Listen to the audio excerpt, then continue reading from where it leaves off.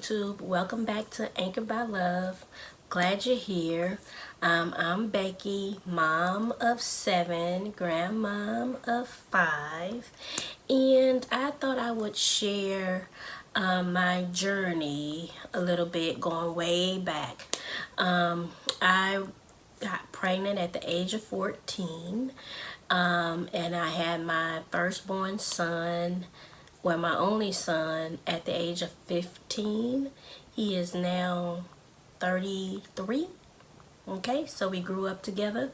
But my pregnancy and finding out I was pregnant, now that was funny, but he was 3 years older than me. So if I was 14, then he was 17, but we had been dating or together like boyfriend and girlfriend since I was 12 and he was 15. And I remember seeing him. I was at like the, oh, I'm so embarrassed to say, but like at the elementary school, and I looked out the window and I could see him over at the middle school or junior high school is what they used to call it. And I was like, if he's still there when I get there, he's gonna be my boyfriend. And the next year, lo and behold, I got there, he was still there. We lived in the same town and he became my boyfriend. So we were boyfriend and girlfriend for about 2 years,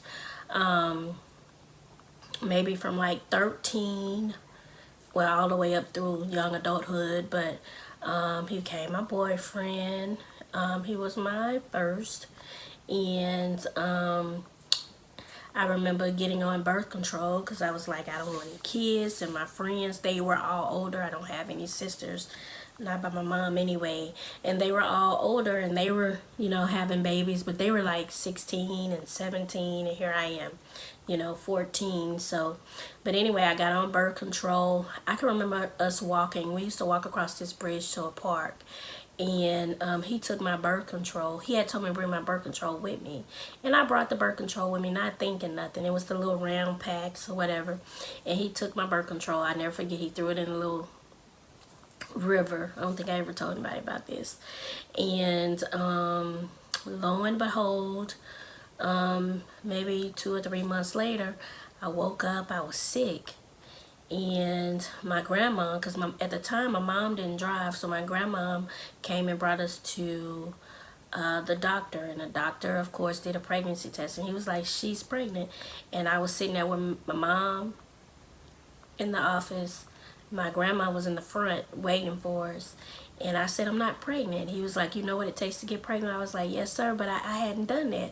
He was like, okay. I knew I hadn't convinced him, but back then I was like, oh my God, I convinced the doctor that I'm not pregnant, right?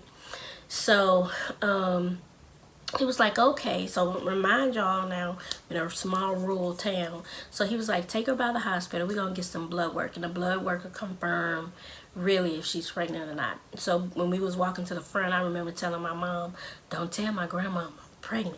Don't tell her, because I promise you I hadn't been doing nothing to get pregnant. Knowing all the time, 9 times out of 10 I was.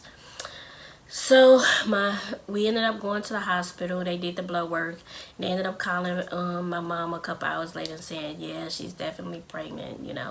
My mom didn't scold me, didn't do anything. If anything, she went and bought maternity clothes, and it was understood that she was going to be there to support me, nothing more, nothing less. In the time that I was raised, it was like it was okay to have kids young, and I don't know. It just wasn't the mindset that I decided to instill in my daughters. Because mind you, I'm a mom of 6 daughters. And none of my girls had babies as babies. Now I do have 9-year-old twins.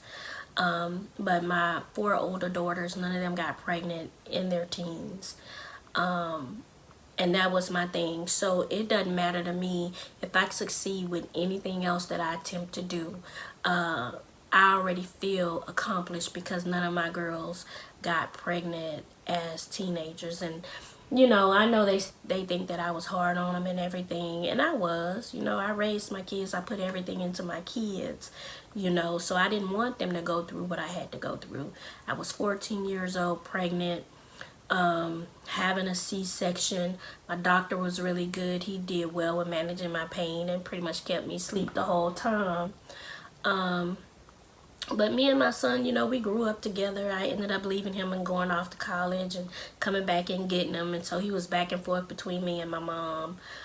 He's a gentle giant, sweet boy, you know. I've always been a mom to him.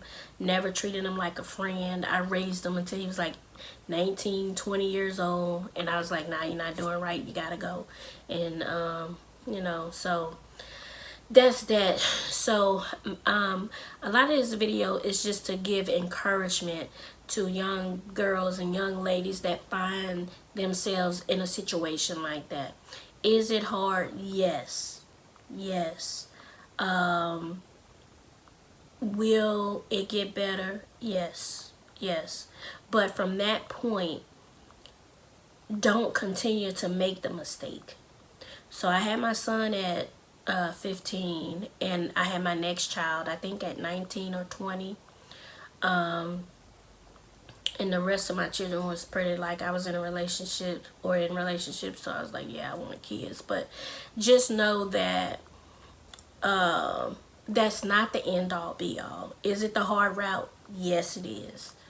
But just know that you keep, even when it's hard, you keep doing what you gotta do. You keep showing up for yourself and your child. And it doesn't matter who talked down on you, because I had people talk down on me. By the time I was 25, I had 5 kids, and people had things to say, but I put everything into my kids. I would go without to make sure, you know, they had. They never dressed any worse than anybody. I combed hair every morning because I didn't like to send them to school with combing hair at night and all that. I worked all day, went to school at night, like just whatever I had to do to provide for them. Did I make mistakes? Yes. Are there some things that I would change? Definitely. But at the end, I did my very best. You know, I wasn't raised to don't have kids. You know, there's more out there to life. But I used to read all the time, and books was my way of escaping and realizing there's more out there. Becoming friends with certain individuals whose families had more than me, and they did more than me, and I tagged along, helped me see that there was more out there than what I had seen and what I was used to. So don't ever give up. You keep pushing. You find time for yourself. If you don't have a babysitter, that's fine. Bring your baby with you. Go walk in the park. Just never give up and keep going. And I hope that this video serves somebody, some young girl, somebody that's going through it. Like, life is a marathon. It is not a race. Just because someone is ahead of you now does not mean that that's where it's going to be. You're going to live 60, 70, 80, 90 years. So sometimes you're going to fall behind. That's okay. You keep going. You know, those storms are going to pass. That's why they storms and they pass. You always go through it. You don't sit in the storm, you go through it. And that's, you know, kind of what I tell my girls. And I think now, my 27-year-old, she's 28. She has a 5-year-old. My 29-year-old, she does not have any children. My 25-year-old, she has a 1-year-old, and then my 22-year-old has a 3-4-month-old, and she's married, you know, to her high school love, so she says. But anyway, but none of them had kids as teenagers. But still right now as young parents, you know, they struggle because I don't babysit all the time, and I'm not.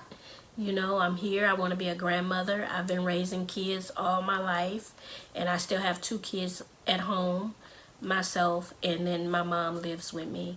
But I said all this to say, You know, it gets easier. Keep going. Don't ever give up. And find you a confidant, someone that always talk and pour into you, and give you positive affirmations and tell you it's going to be okay. Find that. Sometimes some people don't have that in their homes, and I understand that. But that's all I got for now. I got a lot of stories that I'm going to come back and share every now and again. I hope you guys enjoy. And again, remember, I'm anchored by love. What are you anchored by? Bye.